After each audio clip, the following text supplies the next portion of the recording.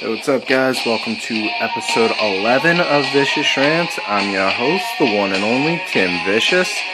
And before I go and start, just want to go and I got some good news I want to get out there for you all real quick.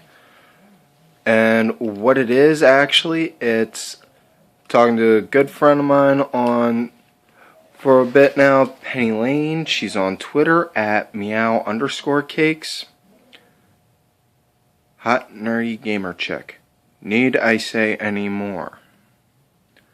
Anyways, after talking to her for a little bit, she was telling me she's working on setting up a website, Legion of Nerds, and she asked for yours truly and this show here to come on with it. So, pretty soon, Legion of Nerds will be playing host to Vicious Rants. Stay tuned for more information as it develops. Anyways, on with this week's rant. This one is talking about the women's or divas division, as they so like to call it. Because I just want you to think for a minute. They go and they say that WWE is where all the big time players are. Where if you want to make it big in wrestling, that's where you gotta go. You gotta make it there. You gotta do that. You're gonna make it big. So what the fuck's that say about with the women's division, really? I mean, I know I get told I say what the fuck a lot. In fact, somebody wound up saying that I said what the fuck like 4 or 5 times in under 2 minutes. I know I tend to say it a lot, but what the fuck? Really? I mean, it's just pure bullshit to think that. I mean, I'm not... First off, you're saying that the show's PG. Okay, that's good. You got your target audience. Now you're going to throw the women's division in there. Alright, that's good. Now you're going to make them dress like little sluts and not even actually wrestle, but just hair pull and roll around in a ring. If I wanted to see 2 chicks pull each other's hair and roll around, I'd wind up going to the one bar I know that they go and do Jello wrestling at. You know? You want to talk about actual women wrestlers?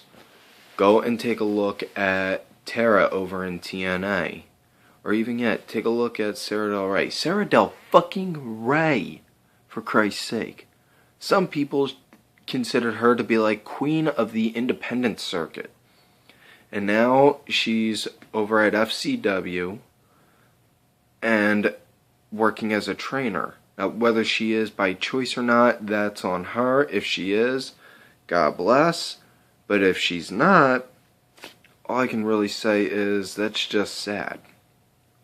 You know, for every girl Vince gets that's like Chyna, Molly Holly, or Lita, you know, you get those kind with talent, and you give the ones that don't deserve it, that don't deserve a push, like Eve's got herpes, or Kelly, or and all. It's unfucking real. It's not fair.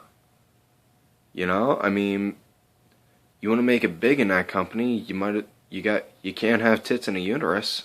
That's just the cold hard truth, basically. And you know, that's what the image on the show. That's what the image on the shows are. And if you don't believe me, and if you don't believe me on how matches are, just take a look at this past Monday. This past Monday's Raw, like I said, just hair pulling and rolling around in a ring. It's unfucking fair. Vince, I know you're not going to watch this, and I seriously doubt any one of your cronies are ever going to wind up seeing this.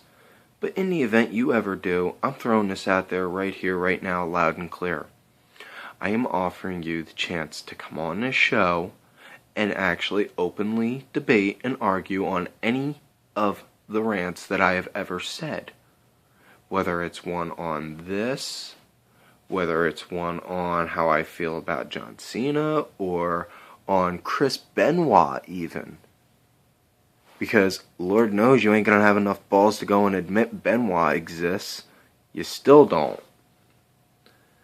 Don't matter if you bother to acknowledge that he won the Rumble, you still won't bother to let anyone ever talk about him, even on DVDs. You know, on DVDs you have guys go and drop all kinds of stuff that are behind the scenes stuff, like saying, oh hey, Mike, we want to make you heel. You know, shit like that. But, you know, heaven forbid, ooh, you bring up Chris Benoit. Shh, that's bad. You know, next thing you know, you're going to say you can't talk about Luna Vachon. You know? Or even, yeah, how about Sunny? Yeah, why not talk about Tammy Lynn? You know? I mean, hell, you wound up putting her in the Hall of Fame, and yet you never hear anyone bring her name up.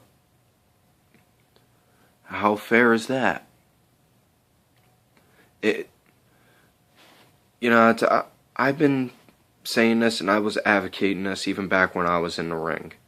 Women got it a hell of a lot harder in the ring than guys do. That's why when I would actually go and do intergender matches, and I would go and lose the matches, but I would go and even if I lost, I would go and make sure that the girl looked 100 times better than she was, whether she was half decent or just like me and just a sloppy brawler sort of wrestler. You know? It's the principle of the matter. You want to make them look good. You want to make your opponent look good, but you don't want to just do like the finger poke of doom and hold on 1 second. Here's an idea.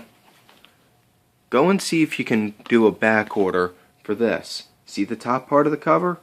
Look on there. See if maybe, just maybe, you can hire maybe 5 or 3 of them.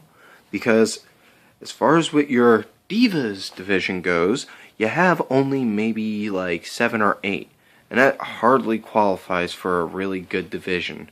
I mean, you give them piss poor storylines and god awful gimmicks, and you want a good example on each? Here's a good example about piss poor gimmicks.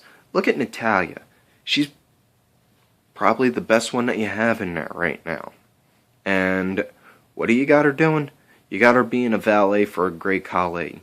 And honestly, Khali just looks, walks, talks, and acts like something out of a fucking reject for The Hills Have Eyes.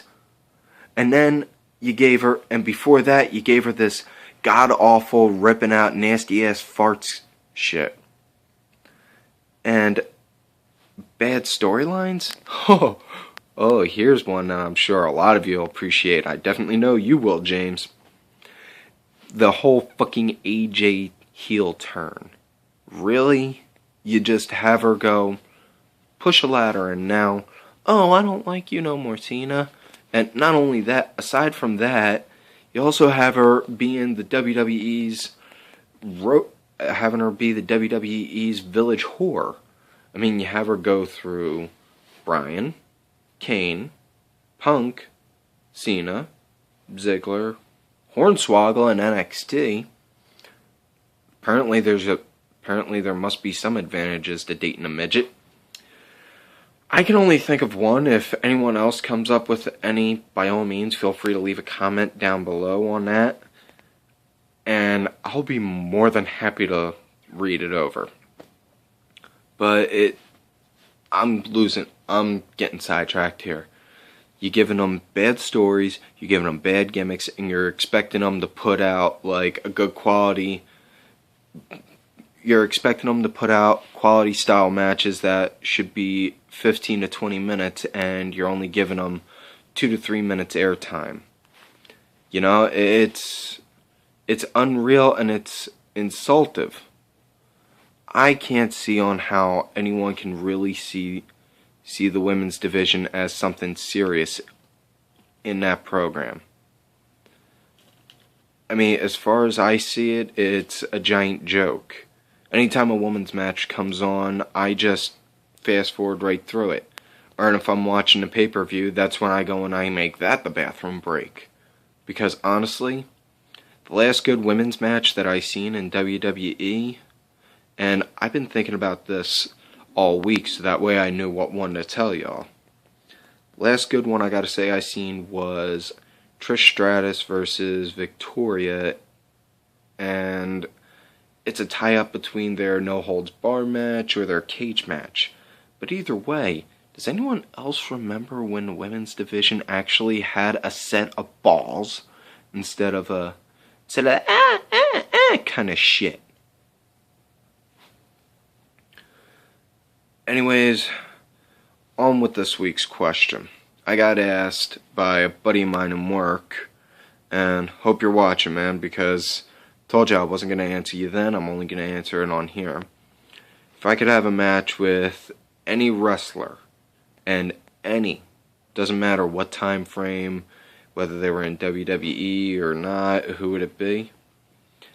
Thinking it over, I'd have to say two guys, Christian and Macho Man, and I got my reasons for both. Macho Man because he's basically like what the epitome of on how a good athlete his size should move, talk, and act and wrestle. And it's a shame that he's still not in the Hall of Fame. He should be. And Christian, I gotta say, because I got two reasons. One, I've always been a fan of Christian. I even liked him. I always liked him more than Edge, even when I was a kid and everyone else was saying they're Edge heads. I was like, I'm a Christian guy. You know? And also, Christian's one of those kind of wrestlers that no matter how good or how bad you were, he would find a way to highlight you and make you look like the star of the show. And Christian, in all intents and purposes, he should be given a better push when he comes back instead of being treated like on how the Ultimate Warrior was. Because that's unfair. It's unfair to him on how it was. And anyways, that's about all the time I got for this week's episode. Don't forget to like the video, subscribe to the channel. Questions, concerns, complaints, grunts, and groans, go down below, or you can look for me on Twitter and say them. I'm on there at Tim Vicious. I wound up getting rid of my Instagram because of all the bullshit that was going on with them. Check out my girl Roxy at Roxy's Room. She's a smart girl. She knows what she's talking about when she does her reviews. Check out my partner in crime and my brother from another mother, James Steele, the JX2001. He's also on Twitter at JX2001. Roxy's also on Twitter at ThatRoxyGirl. Like I said, check out Penny Lane. Like I said earlier in the episode, check out Penny Lane at meow_cakes. Like I said, hot nerdy gamer chick, and she can kick your ass in a first-person shooter in a heartbeat. Alright, that's all the time I basically got for this week's episode. If you love me, great. If you hate me, fuck you.